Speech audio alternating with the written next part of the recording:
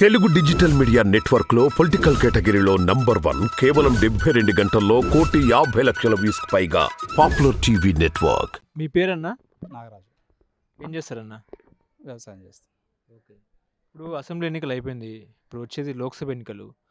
ఇక్కడ నుంచి బీజేపీ తరఫున ఎవరు పోటీ చేసే అవకాశం ఉంది? బండారు శాంతికుమార్ సార్. శాంతికుమార్ గారు. ఆయన గెలుస్తారా? పక్కా గెలుస్తారు. ఇక్కడ ఆయన అంటే బీజేపీ గెలుస్తుందా ఇక్కడ? పక్కా గెలుస్తుంది. ఎందుకు బీజేపీ గెలవాలంటారు? బీజేపీ మన హిందూ ధర్మాన్ని కాపాడేది బీజేపీ కాబట్టి పక్కా బీజేపీ గెలవాలి. మోడీ గారు మళ్ళీ గెలవాల్సిందే పక్కా. ఓకే. ఇక్కడ బీజేపీ బలంగా ఉన్నదా? ఉంది, బలంగానే ఉంది. మొన్న ఎన్నికల్లో కొద్దిగా డౌన్ అయింది తప్ప ఈసారి అయితేనే పక్కా గెలుస్తుంది. శాంతికుమార్ గారు మంచి వ్యక్తేనా? మంచి వ్యక్తి, కార్యకర్తలకు అండగా ఉండే వ్యక్తి. ఏదైనా ప్రాబ్లం అన్నా కూడా తొందరగా రియాక్ట్ అయ్యి సాల్వ్ చేసే వ్యక్తి అన్నమాట. అంటే జనాల్లో అందుబాటులో ఉంటారా? ఉంటారు పక్కా. జనాల్లో అందుబాటులో ఉండే వ్యక్తి కాబట్టి పక్కా ఆయనే గెలుస్తారు. సీటు కూడా ఆయనకే వస్తుంది. ఆర్థిక సహాయం చేస్తారా ఏమైనా? కార్యకర్తలకైతే అంటే బాగా చేస్తారు. జనాలకు నార్మల్ వ్యక్తులకైనా కూడా ఇది ప్రాబ్లం అంటే చేసే వ్యక్తి ఆయన. యూత్లో ఆయనకు ఫాలోయింగ్ ఉన్నదా? బాగుంది. ఓకే. ఇప్పుడు పెళ్ళిళ్ళకు చావులకు వెళ్తూ ఉంటారా ఆయన? వెళ్తుంటారు. ఇవి అయితే మెయిన్గా పెళ్ళిళ్ళకి చావులకైతే అంటే పక్కా వస్తుంటారు. వాళ్ళకు ఆర్థిక సాయం అనేది కానీ చేస్తుంటారు. ఓకే. ఇక్కడ బీసీ ఓట్ బ్యాంక్ బలంగా ఉందా ఇక్కడ?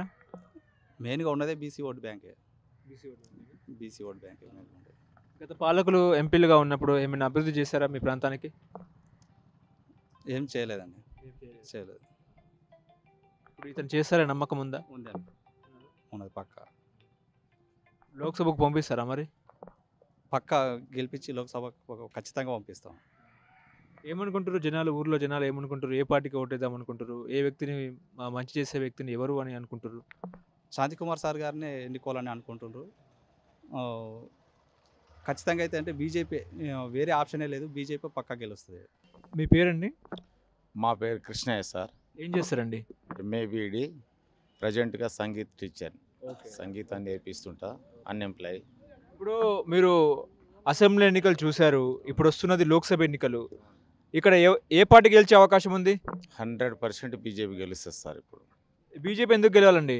బీజేపీ ఎందుకు గెలవాలంటే మోడీ చేసినటువంటి పథకాల నుంచి, మోడీ చేసినటువంటి మంచి పనుల గురించి మన భారతీయ సంస్కృతిని నిలబెట్టిండు కాబట్టి ఆయన అడుగుజాడల్లో మనం నిలిచేటందుకు మనం అందరం కూడా ఉమ్మడిగా, ఏకుమ్మడిగా మనకు బీజేపీకి ఓటేసి బీజేపీని గెలిపించుకోవాలి. ఇప్పుడు బీజేపీ ఓట్ బ్యాంక్ బలంగా ఉందా? 100% ఉంది సార్. ఈసారి పోయినసారి కొంచెం మిస్ అయింది డికే అన్న గారు ఎంపీ సీటు విషయం లోపల. ఇప్పుడు 100% ఎంపీ సీటు బీజేపీ వస్తుంది. ఓకే. ఎవరు గెలుస్తారు బీజేపీ తరఫున? డికే అన్న నిలబడితే ఆమె గెలుస్తుంది సార్. ఓకే. ఇప్పుడు పైన ఏంటి పరిస్థితి? కేంద్రంలో ఏ పార్టీ వస్తుంది? కేంద్రంలో కూడా బీజేపీ వస్తుంది సార్. హ్యాట్రిక్ కొడతాడు మన నరేంద్ర మోడీ గారు. 100% హ్యాట్రిక్ కొడతాడు. ఆయన చేసినటువంటి మంచి పనులు, ఉదార స్వభావి, అతని న్యాయంగా పరిపాలన కొనసాగిస్తున్నాడు కాబట్టి అందరి దృష్టి లోపల ఈ యొక్క మన మోడీ గారు ఉన్నారు మంచి వ్యక్తిగా. ఖచ్చితంగా పైన కూడా కేంద్రం లోపల బీజేపీ వస్తుంది. ఇప్పుడు రాష్ట్రంలో బీజేపీకి ఎన్ని సీట్లు వచ్చే అవకాశం ఉంది? సుమారుగా 14 నుంచి 18 వరకు వస్తాయి సార్. 14 నుంచి 18 వరకు వస్తాయి రాష్ట్రం లోపల.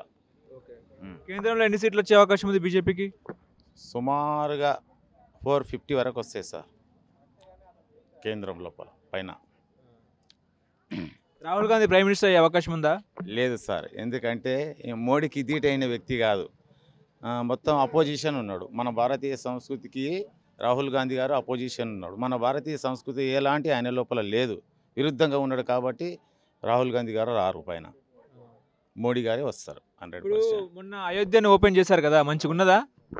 బ్రహ్మాండంగా ఉంది సార్. ప్రతి ఒక్క వ్యక్తి లోపల, అణువణు లోపల, ప్రతి ఒక్క పర్సన్ లోపల మన భారతీయ సంస్కృతి, భక్తి అనేది నిండిపోయింది సార్. భక్తి పారవశ్యం నిండిపోయింది ప్రతి మనిషి లోపల. ఖచ్చితంగా మంచి విషయం చేసిండు. 500 ఏండ్లను నిలిచినటువంటి ఆ యొక్క చరిత్రను సృష్టించిండు మన మోదీ గారు.